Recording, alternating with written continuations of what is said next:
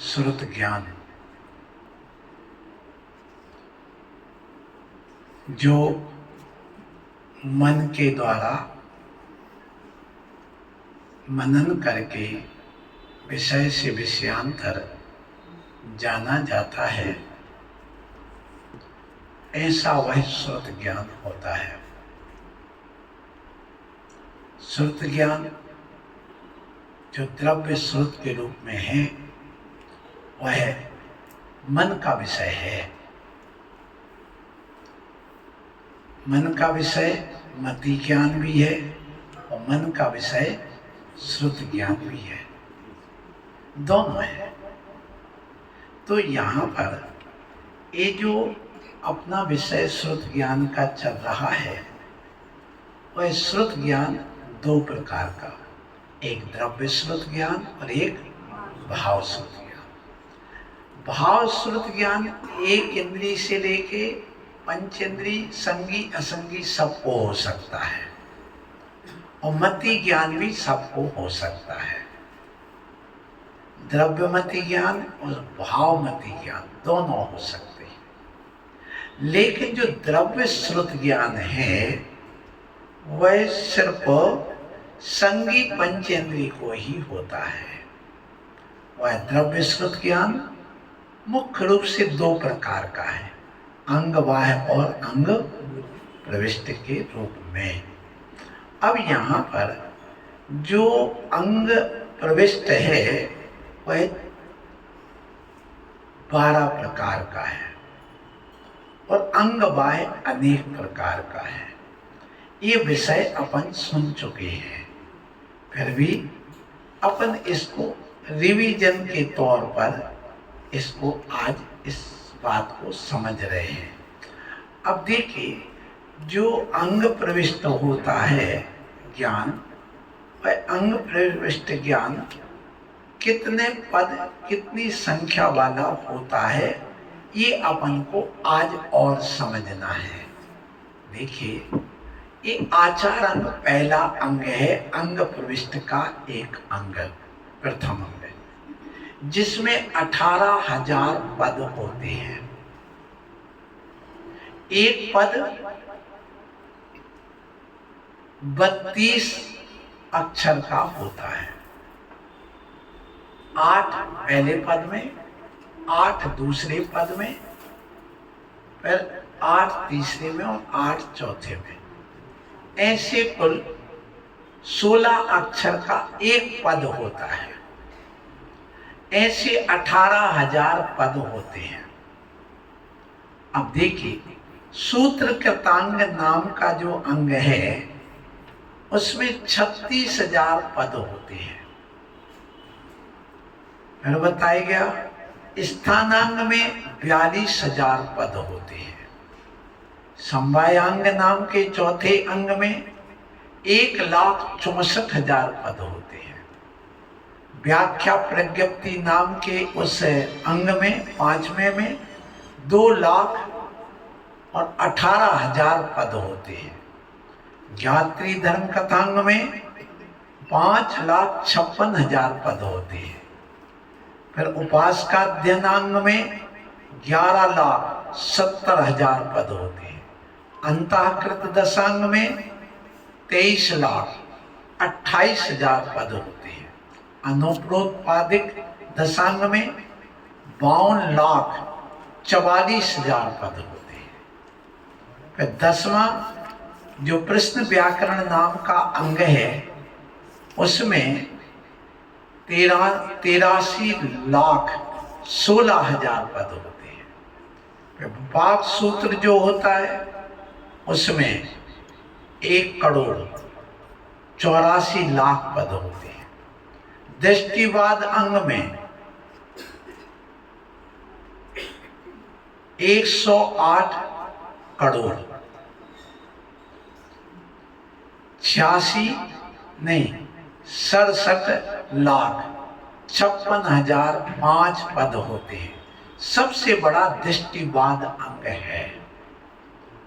कुल मिलाकर के पूरे द्वादशांग वाणी में जो भगवान की वाणी लिपिबद्ध करके श्रुत केवली के द्वारा आई है, गणधर स्वामी के द्वारा हम लोगों का मैसेज, भगवान की वाणी तो अनंत होती है, लेकिन जो हम लोगों तक ये आई है उसमें कितने पद हैं? तो हम रोज भक्ति में पढ़ते हैं, कोटि शतम द्वादश चैव कोट्यो लक्षाण्य शीतस्त्रधिकानि चैव पंचाशदष्टौ च सहस्र संख्यो में तत्सुतम पंच पदम नमामि। मैं इस द्वादशांग वाणी को नमन करता हूँ। वो कितनी बड़ी है, कितनी है वह जनवाणी, सुनिए। 112 करोड़, कितनी?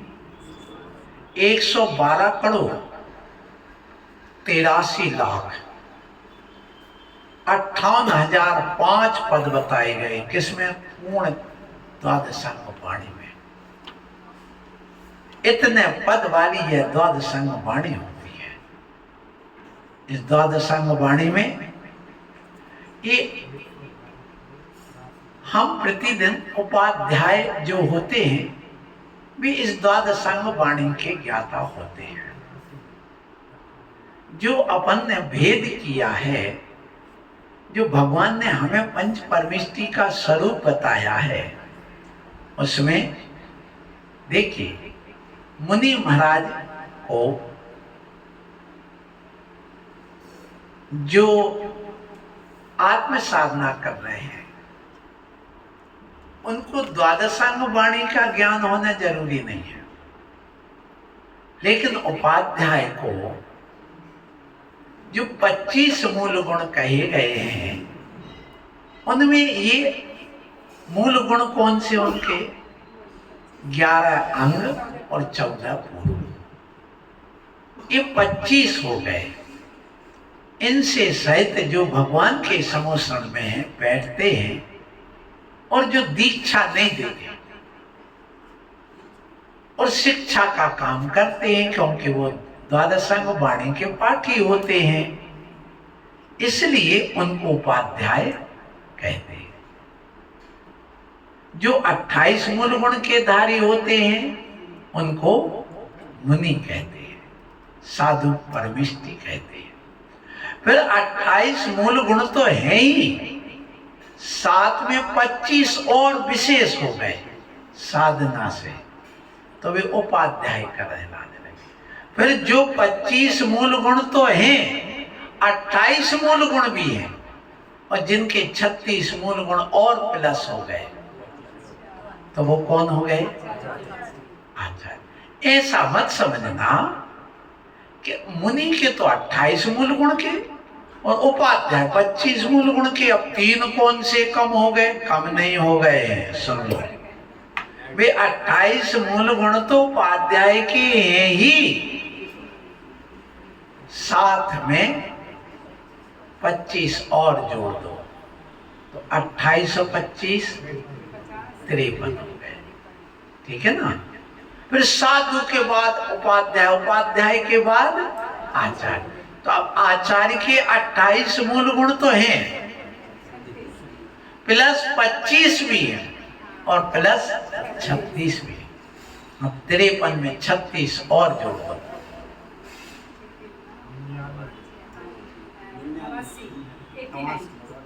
89 हो गए। इतने मूल गुणधारी हो गए। उनको एक्स्ट्रा ड्यूटी देना पड़ती है। गुप्ती आचार्य का सबसे बड़ा शस्त्र है।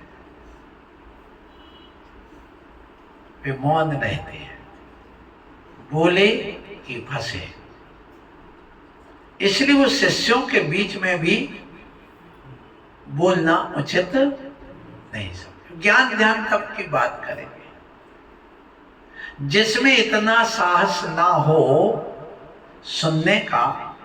प्रायः प्रश्न सहा प्रभु परो मना मनोहारी परा निंदिया। प्रश्न सहा, सामने वाला यदि आरोप प्रत्यारोप कुछ आपके ऊपर लगा रहा है तो प्रश्न सहा, प्रश्न को सहन करने की अंदर जिसकी क्षमता है वही उपाध्याय और आचार्य बनने के योग्य है। जो सामने वाले के आक्रोश को सहन नहीं कर सकता, वो आचार्य उपाध्याय के योग्य नहीं है। ये योग्यता हासिल होना चाहिए, उस मुनि में होना चाहिए। गुस्सा तो मुझे भी आती थी, इतनी आती थी कि आचार्य गुरुवर विद्यासागर जी महाराज के साथ जब हम विहार करते थे एलक अवस्था में, तो कोई की ताकत है कि मेरे सामने आ जाए। किसी ने ज्यादा 3-5 किया तो उसको 9-2-11 कर देते थे। ऐसे नहीं, कॉलर पकड़ के खींचते और ऐसा पकड़ के पटक देते। एलक अवस्था में सोचिए, रुतवा चलता था, रुतवा जैसे इंस्पेक्टर आ जाए ना वैसे। लेकिन जब देखा नहीं, मुनि बनने के साथ ये सब नहीं चलेगा, मुझे दुख हुआ। मुझे इस बात का दुख हुआ कि मेरे चारित्र मोहिनी कर्म का उदय क्यों चल रहा है, मैं मुनि क्यों नहीं बन पा रहा हूं, क्या वजह है।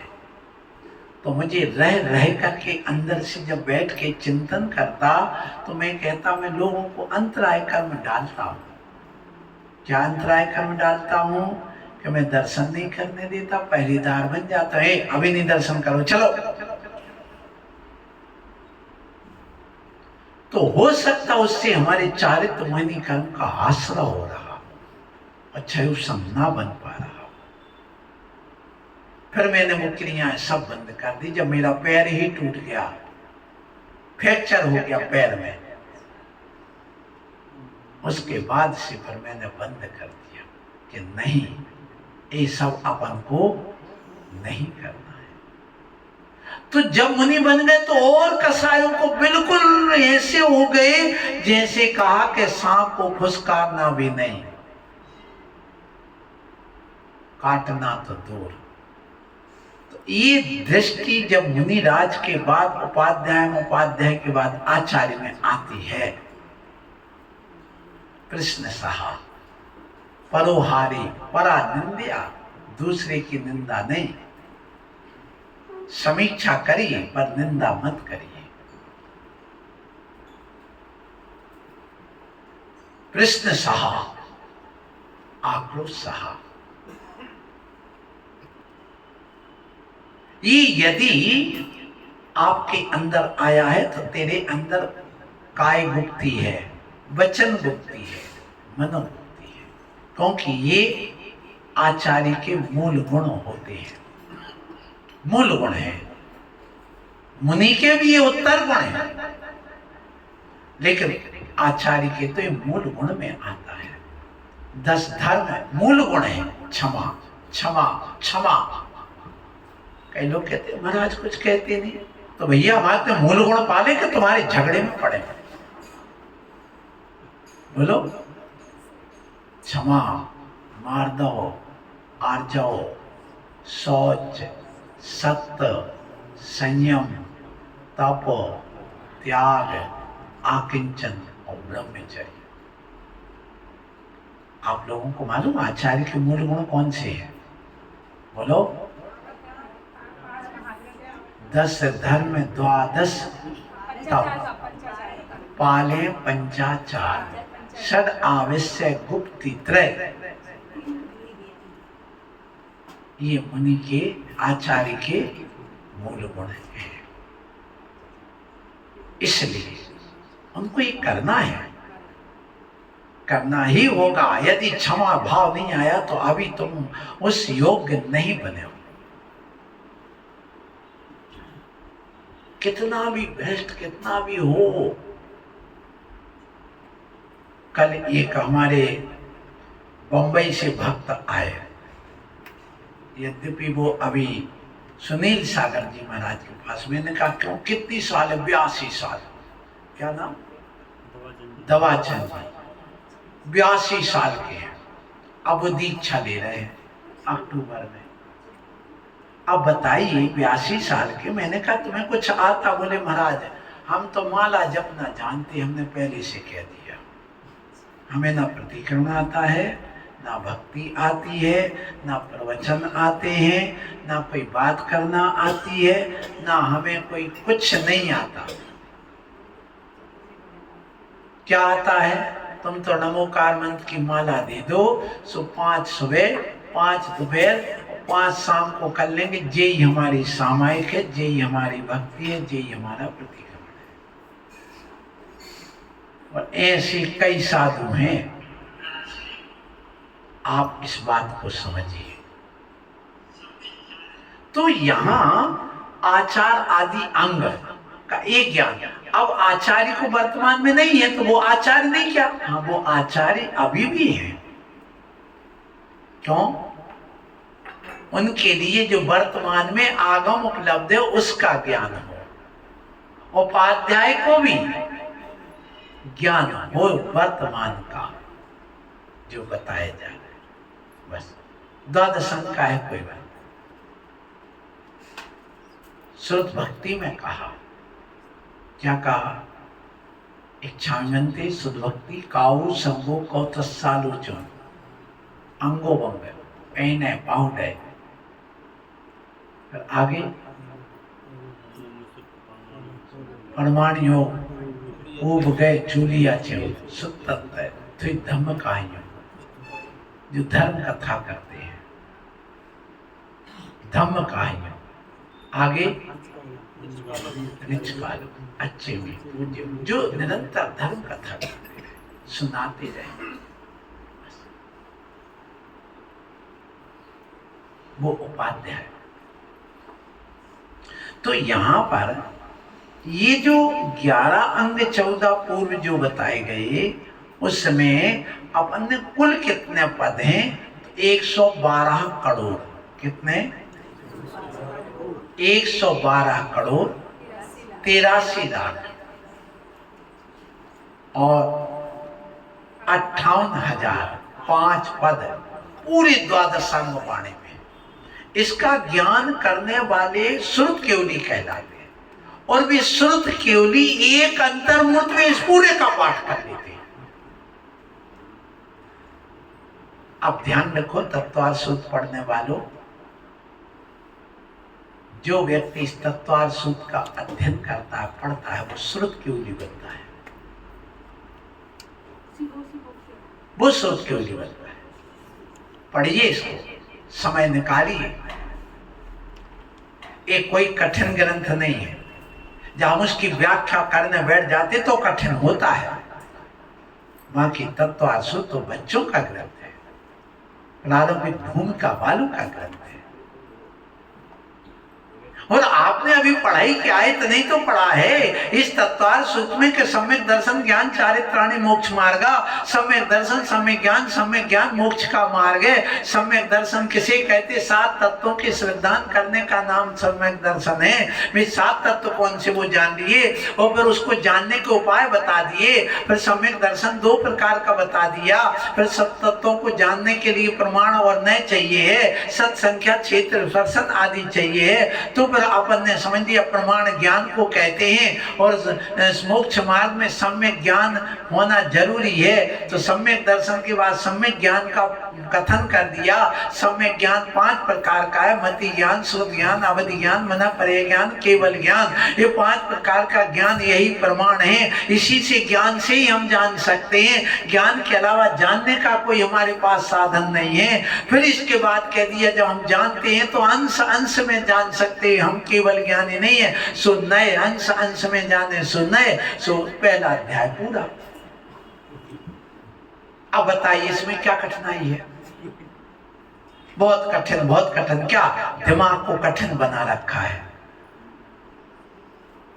अब इसकी परिभाषा मति ज्ञान किसे कहते हैं? सो अपन जो मन और इंद्री के द्वारा ज्ञान होता है आत्मा को, तो उसको मति ज्ञान कहते हैं। श्रुत ज्ञान मति ज्ञान पूर्वक जो जाना हुआ है और विशेष है, विषय से विषयांतर जो जाने उसको श्रुत ज्ञान। अवधि ज्ञान जो द्रव्य क्षेत्र काल की सीमा को लेकर सिर्फ रूपी पुद्गल पदार्थ को जाने, साक्षात आत्मा से जाने, इंद्रिय और मन की सहायता के बिना, उसका नाम अवधिया। मन परिज्ञान, दूसरों के मन में जो विचार चल रहा है किसी पुद्गल तत्व संबंधी, पुद्गल द्रव्य संबंधी, उसको जो द्रव्य क्षेत्र काल की सीमा को लेकर साक्षात आत्मा से जाने, सो मना पड़ेगा। और केवल ज्ञान जो सारी सीमाओं को तोड़कर अनंत द्रव्य की अनंत पर्यायों को, भूतकाल भविष्य काल आदि वर्तमान काल की जो युगपथ जाने, सो बस पहला अध्याय पूरा हो गया। अब कल से बंद है,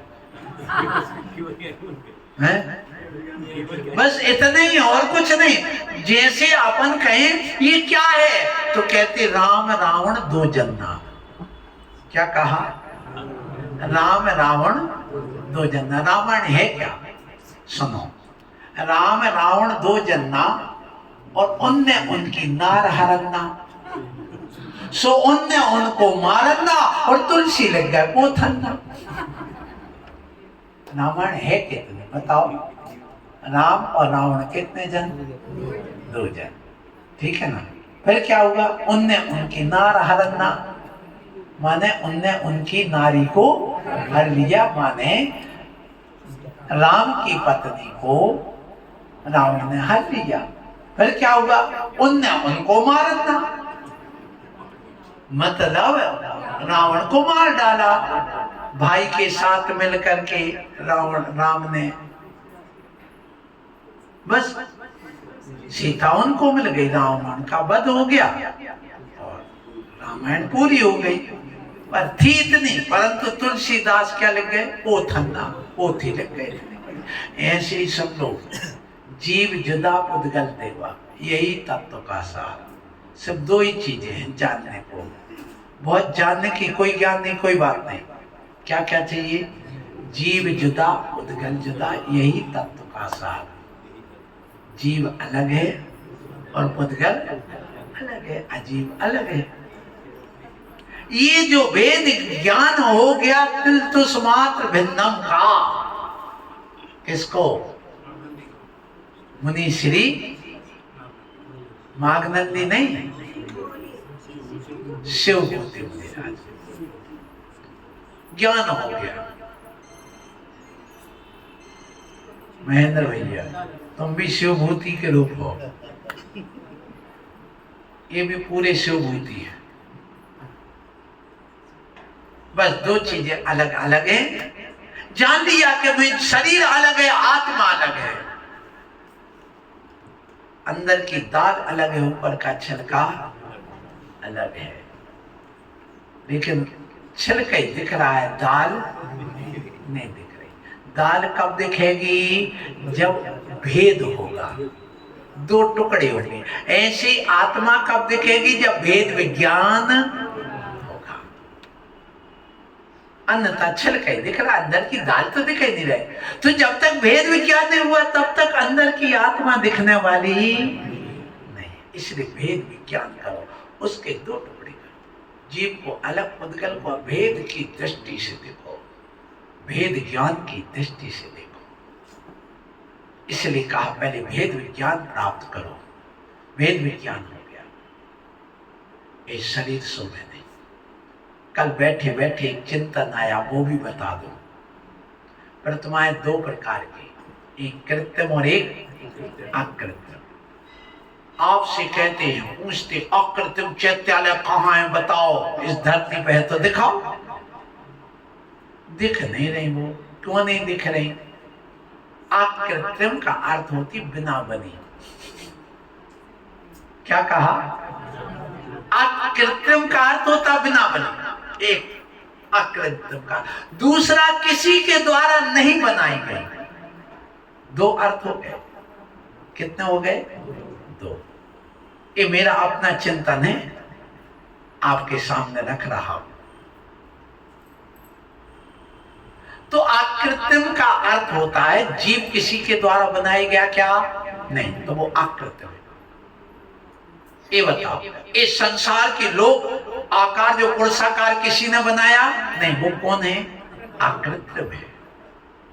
अब लोग जो हम बॉर्डर बना देते हैं ऐसा कोई लोग बना नहीं है, लेकिन उतने में ही वो द्रव्य पाए जाते छे, इसलिए उसका आकार दे दिया, वहीं तक बात बनाए हैं। तो जैसे अपन लोग का आकार बना देते हैं, शायद यहाँ कहीं लोग का आकार जे बना, देखो ये जो लोग का आकार बना दिया है, ऐसा कोई आकार है नहीं जैसे तुम्हारे मकान का बना हुआ है, लेकिन एक आकार दे दिया, इतने में ही इतना राजू यहाँ, इतने राजू यहाँ, इतने राजू यहाँ बता दिया, इतने योजन यहाँ, इतने योजन यहाँ, इतनी मोटी पृथ्वी, इतना ऊपर चंद्राकार स्वर्ग शिला आदि बता दिया सब। तो क्या ऐसे महल जैसा बना है जैसे तुम्हारे यहाँ पर बना हुआ है? कहाँ? बड़ा गांव में, हस्तिनापुर में, वहां भी बना है। तो ऐसा क्या लोक है कोई? नहीं, ऐसा कोई नहीं है, बस बुद्धि के द्वारा बनाया जाता है और केवल ज्ञान के द्वारा जाना गया है। अब वो लोक की रचना कर ली, ध्यान में बैठ गए कि लोक ऐसा है, उसके ऊपर सिद्ध चला है, तो ये आकृत्रिम सिद्ध हो गए सब, कृत्रिम नहीं है। कौन है वो? आकृत्रिम। लोक भी आकृत्रिम हो गया, पूरा लोक। तो जो हम ध्यान में बैठ करके कि 500 धनुष की एक प्रतिमा है, अपन ने ध्यान लगा लिया, एक 3 लोक है, वहां सिद्ध परमेष्टि विराजमान है। तो ये जो सिद्ध परमेष्टि वहां विराजमान है, उनका कोई आकार नहीं है कि आदिनाथ भगवान 500 धनुष के ऊपर विराजमान है। वो सिद्ध परमेष्टि को आकृत्रिम है। तो ध्यान के माध्यम से जो हम रचना करते हैं वो सब आकृत्रिम जिनबिंब कहलाते हैं। क्या कहा? वे भी आकृत्रिम जिनबिंब कहलाते हैं, वो किसी कहीं बने नहीं, बनाए नहीं गए, इसलिए वो दिखाई नहीं देते। हम बना सकते हैं बैठ करके आकृत्रिम कितने, ध्यान में वो बनाया जाता है, बनाना चाहिए, वे सब आकृत्रिम है। तो मतलब ये यहां पर कहा जा रहा है आज कि ये जो स्वाध्याय की बात चली है, इसमें अब जो यहां पूर्वगत परिक्रम ये जो प्रसंग आया है, आचार अंगादि पद की समीक्षा बताएगी। फिर इसके बाद में यहां पर श्रुत ज्ञान, देखो 3 प्रकार से हमारे सामने है श्रुत ज्ञान। एक सर्वज्ञ के द्वारा प्रणीत श्रुत ज्ञान, एक श्रुत केवली के द्वारा प्रणीत श्रुत ज्ञान, और एक आराती आचार्यों के द्वारा बताया गया श्रुत ज्ञान। इस श्रुत ज्ञान 3 प्रकार का, और चौथा हमारी बुद्धि से जो चल रहा है वो श्रुत ज्ञान। हम अपनी जो बुद्धि लगा रहे ये श्रुत ज्ञान, जो आगम के अनुसार है वो श्रुत ज्ञान, और यदि वो आगम के अनुसार नहीं है तो वो कुछ श्रुत ज्ञान हो गया। तो इस श्रुत ज्ञान के 3 भेद हमने कर दिए। अब देखो सर्वज्ञ के द्वारा जाना गया श्रुत ज्ञान क्या है, सुनो। उन्होंने अनंत जाना है। कितना जाना? अनंत जाना है। किसने? सर्वज्ञ ने। इतना जाना, इतना जाना, इतना जाना कि जैसे बादल फट गया और पानी बरस गया। कितना बरस गया बताओ?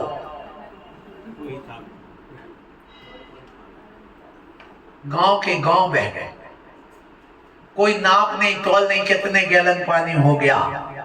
समुद्र के पानी को तो गैलन के माध्यम से फिर भी नापा जा सकता है, लेकिन जो बादल फटने पर पानी गिरा उसको नापा नहीं जा सकता, इसलिए वह अनंत हो गया।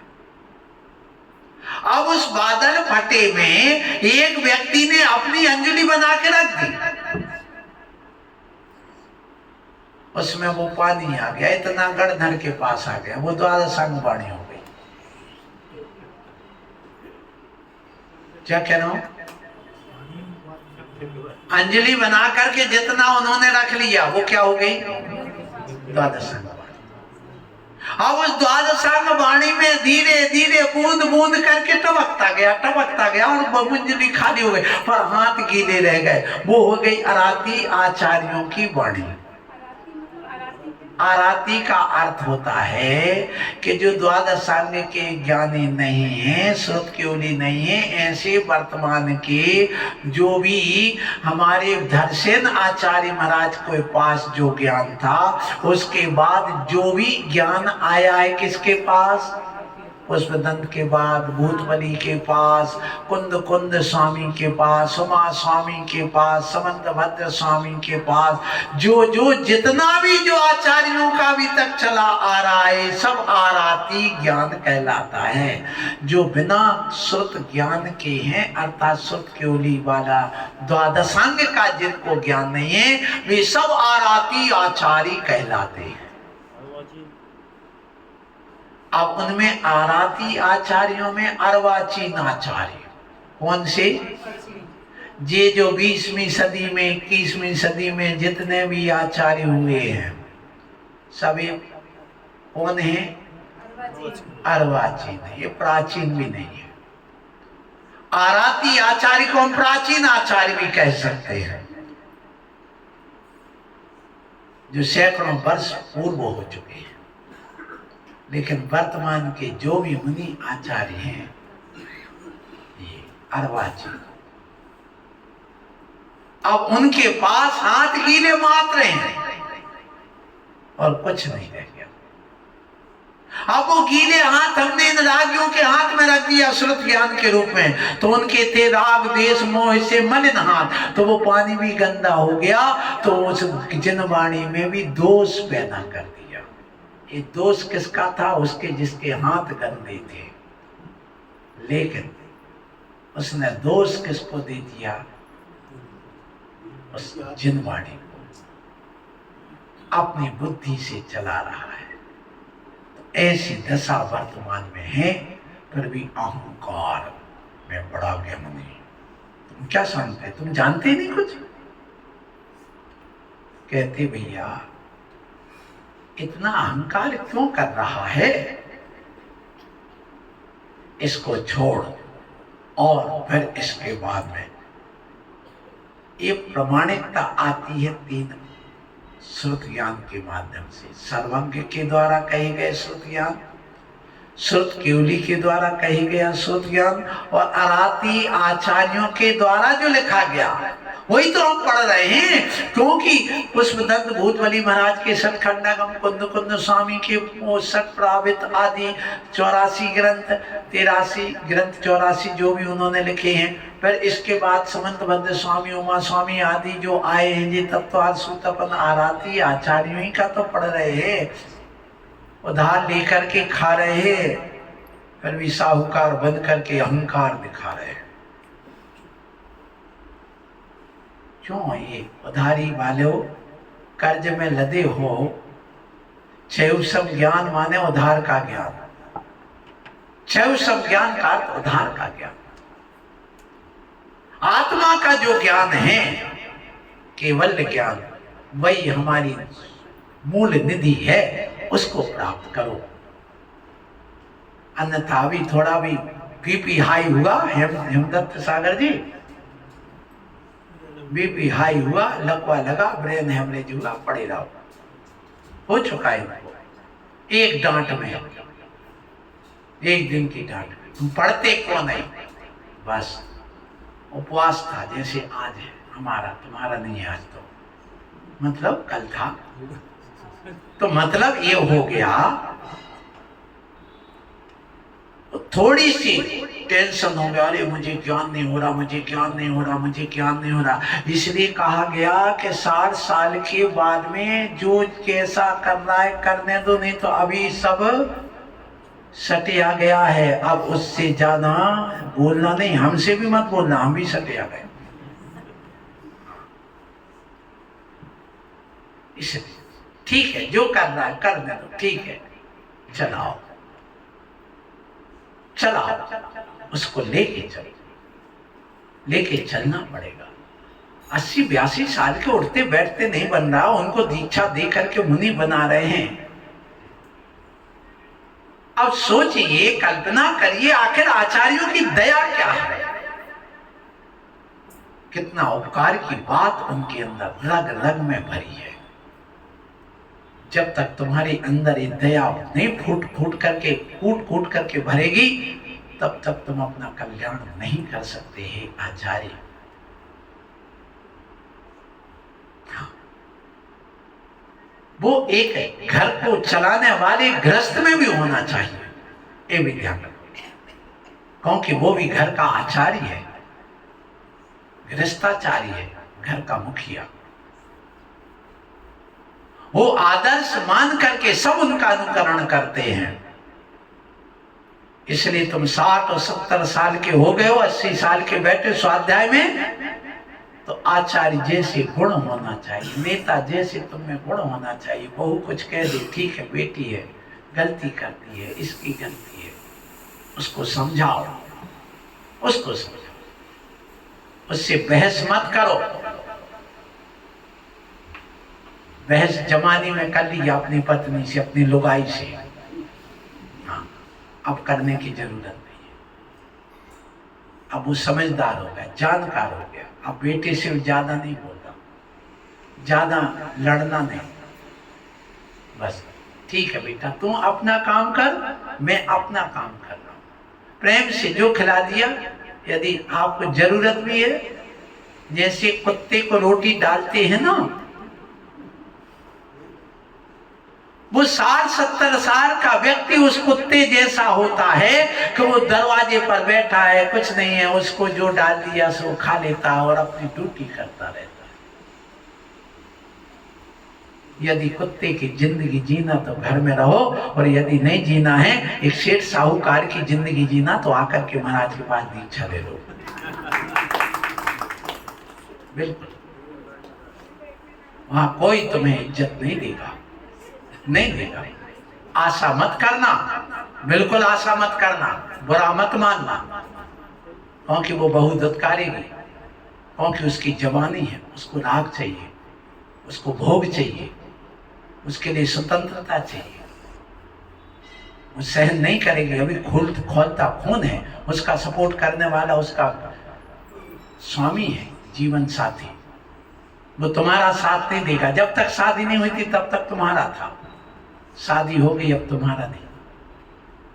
ये ध्यान रखो, ये श्रुत ज्ञान बता रहा है, यही श्रुत ज्ञान है। अब उससे ज्यादा कुछ नहीं, बस अपना जो है अपने पास ज्यादा है, बेटा ऐसा कर, तुम अपना बना। हम आज से ये वृद्धावस्था में 16 का क्यों कहा? इसलिए कहा कि आप उसको तो रागी है, खाएंगे, वो तो रात में खाएंगे, दिन में खाएंगे, तुम कहां तक रोकोगे? इसलिए अपना शुद्ध बनाओ। अब तुम अलग बनाओगे तो झगड़ा कहलाएगा। इसलिए पत्नी पत्नी, डुकरा डुकरिया बुंदेलखंड में कहते हैं। सो उन्होंने अपने 4 बर्तन लिए, अपने बनाया, शुद्ध दाल रोटी बनाई, सो धर्म हो गया, सारे जिंदगी भर के पाप धुल गए। तुम लोगों के मन में आता चतुर्मास चल रहा है कि मैं 4 महीने शुद्ध भोजन करूं, अभी नहीं करोगे तो कब करेंगे? तुम्हारे भाग्य फूटे हैं, फूटे हैं।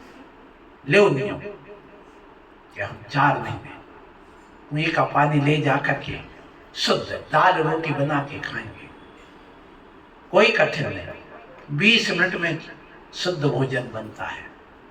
एक कुकर में दाल चावल खिचड़ी बना लो और सब्जी बना लो, और एक तवा रख करके आटा गूंथ करके 4 पराठे 4 रोटी बना लो। इतना ही तो खाओगे ना, क्या 20-25 खाओगे?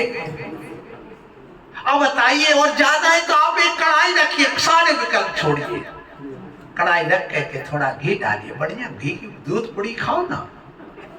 कौन मना कर रहा? कहते भैया दूध पूड़ी खा रहे, वाह कितना पुण्य है। सुनना, दूध में कुछ करना है, बस थोड़ी गर्म करके दूध शक्कर ही तो घोलना है, और बढ़िया एक कढ़ाई रखी, उसमें से 16 पूड़ी निकालो। सो 8 तुम्हारी और 8 पत्नी की, हो गया। अब इसने के लिए तुम रो रहे हो, कमर करम ठोक रहे हो, तो तुम्हारे भाग्य फूटे हैं। भाग भूखे हैं, बिल्कुल पक्की बात है। आप यहां से जाते हो 2 कैन पानी ले जाओ, व्यायाम हो जाएगा। सर्वाइकल में ट्रैक्शन होता है, ट्रैक्शन वो जो फिजियोथेरापी वाले गर्दन में ऐसे पट्टा बांध देते हैं और ऊपर बस 5 किलो की थैली, 6 किलो की थैली, 7 किलो को खींचती है। हाँ बस ठीक है। अब यहाँ पर ट्रैक्शन देंगे यूं, अरे हाथ में ट्रैक्शन है, अरे 2 बाल्टी पानी भरो, 6-6 लीटर, 7-7 लीटर, दोनों उठाओ, 16 लीटर हो गए, चले जाओ घर तक 1 किलोमीटर से ट्रैक्शन हो गए।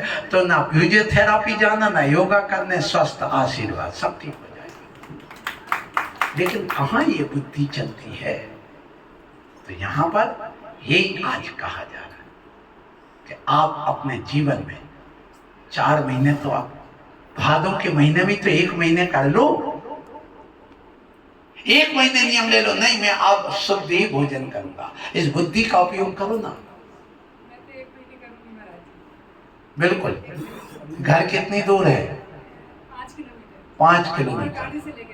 हाँ बस आशीर्वाद पर्यूषण पर्व तक, ठीक है ना? आशीर्वाद बहुत अच्छा। एक कम से कम आज हमारी दुकान चली है, अभी तक तो सब व्यर्थ में गांठ का खा रहे थे।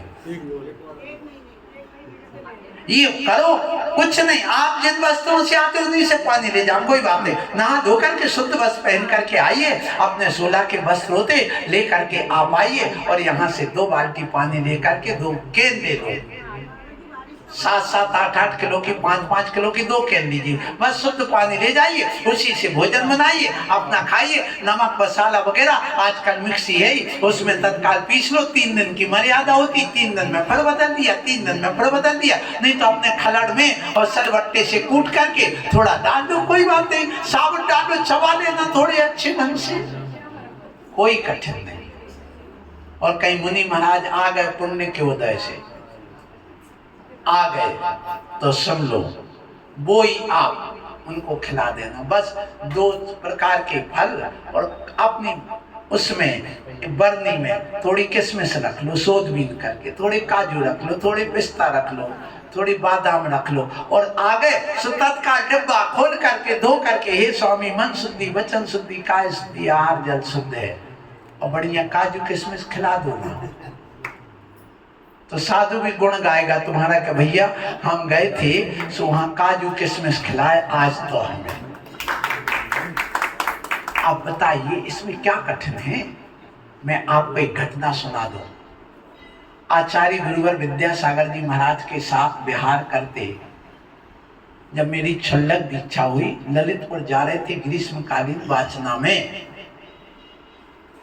तो एक गांव मिला गोना, गोना ललितपुर के पास में है, छोटा सा गांव है, वहां अच्छा विशाल मंदिर बना है पुराना पत्थर का, वहां 4 घर हैं जैनियों के और 37 साधु पहुंचे एक साथ। अब 4 घर में व्यवस्था कैसे हो? तो ललितपुर वाले आए चौका लगाने, तो जितने ललितपुर वाले समाज समझदार बिल्कुल युवा कुर्तियां सुंदरियां आकर के जो पड़गा रही थी, तो वहां सब महाराज चले गए। हम अंतिम महाराज छल्लक महाराज, हमें पड़गाने वाला कोई बचा ही नहीं। अब जब नहीं बचा तो एक बुढ़ा और बुढ़ी, वो भी 92 साल की उम्र होगी, वो दादा की, कोई संतान नहीं, अकेले थे, निसंतान थे। वो बुढ़ी की उम्र होगी 85 साल के आसपास। अब वो कह रही, हे महाराज आ तो जाओ। सब महाराज चले गए, कोई हमें देख ही नहीं रहा, हम बुढ़ा बुढ़ी तो हैं, महाराज तुम ही दया कर लो, हे महाराज आ तो जाओ, आ तो जाओ, नहीं तो मानो तुम हमारी बात सुन लो, हम गरीब हैं, कछु बात नहीं, बब्बा हम बब्बा बुढ़ी हो गए, महाराज आ तो जाओ। हे महाराज नमोस्तु नमोस्तु। हम छल्लक और क्या कहना, हमें दया आ गई, हम चले गए। कहाँ चले गए? उस चौके में जिसमें कोई भी साधु नहीं पहुंचा। उनकी भक्ति, उनकी विनय देख करके जब हम चौके में गए तो क्या था, एक भगवानी बोलते हैं उसको, और एक तपेली बोलते हैं, और एक हंडी। तो एक हंडी में दाल बनाई थी, एक भगवानी में दूध 2 लीटर लगभग होगा वो रख लिया, और एक उसमें दाल बनाई थी, और एक में चावल, और 10-12 पूड़ी होंगी, और कुछ नहीं था। चौके में। और किराने की दुकान में से उन्होंने काजू निकाली, किशमिश निकाली और वो भी रख ली और बोले महाराज श्री हम गरीब आदमी कछु नहीं, जो कछु है ले लो। सो उन्होंने वो बुढ़िया ने शुद्धि बोल के 4 पूड़ी तोड़ी और उसमें आधी रख दी उस थाली में और आधी हमारे कटोरे में रख दी और उठाए दूध की भगोनी सीधी और मलाई मलाई पहले, नहीं महाराज को मलाई दो, नहीं महाराज को। देखिए नौकर होगा तो मलाई को यूं यूं करेगा और भक्त होगा तो महाराज की तरफ यूं यूं करेगा कि चली जाए, और वो पूरी मलाई कर गई। फिर उठाए किशमिश, बोले महाराज हम पूरा नहीं बना सके, बना नहीं पाए, हमारे पास शक्कर हम दे नहीं सकते हैं, ऐसे बोलने लगा। तो उसने किशमिश उठाई और कटोरे में भर दी और मेरा इतना अच्छा हार हुआ। मैंने आचार्य महाराज को कहा महाराज, उन्हें नमोस्तु करके बुलाया और मैं चला गया, आहार कर दिया, शुद्धि भी नहीं बोली। सुन लो महाराज, उन्हें इतना ही कहा महाराज आहार जल शुद्ध है, आप भोजन करो, आहार करो ये नहीं क्या, भोजन करो। मैंने कर लिया। मैं आया महाराज से, कोई दोष लगाओ बताओ। महाराज भी इतने खुश हुए, बोले तुमने सही काम किया, तुम छल्लक हो, ऐसा कर सकते। तो बताइए जब वो 80-85 साल के वो बुढ़ा बुढ़ी इतना अच्छा आहार करा सकते हैं, तो तुम तो अभी जवान ही हो, तन बूढ़े हो गए मन बूढ़े भय नहीं। मन तो तुम लोगों का अभी भी भोगों के लिए जवान है। इसलिए तो 80 साल के देखो एक खिताब लगा के आ गए, बालों में मेहंदी लगाया, काले करके आ गए। कितने साल के, 75 साल के। अब विचार करिए, बाल झड़ गए सो बिग लगा के आ गए और बिल्कुल गुड्डा देखे सो पूरी मूछे और दाढ़ी साफ करके आ गए और टाई लगा के आ गए। कितने साल के, काय को, बोले बेटा के बेटे की शादी में जा रहे 80 साल के दादाजी, क्या पहन करके, सफारी सूट। अब बताइए वहां तुम बूढ़े नहीं हुए और यहाँ चौके महाराज बुढ़ापा है, क्या करें, अब हम नहीं लगा सके। मतलब उसके लिए तुम्हें बुढ़ापा नहीं आया है, धर्म करने के लिए, अभिषेक करने के लिए, प्रवचन सुनने के लिए। वहां दिन भर मोबाइल में आंखें फोड़ रहे हो, इस मोबाइल में आंख फोड़ने वाले के कर्म फूट रहे हैं। उनको मत फोड़ो, यहाँ आकर के बैठो घंटे आधा घंटे। समय कितना हो गया भैया, समय पूरा हो गया।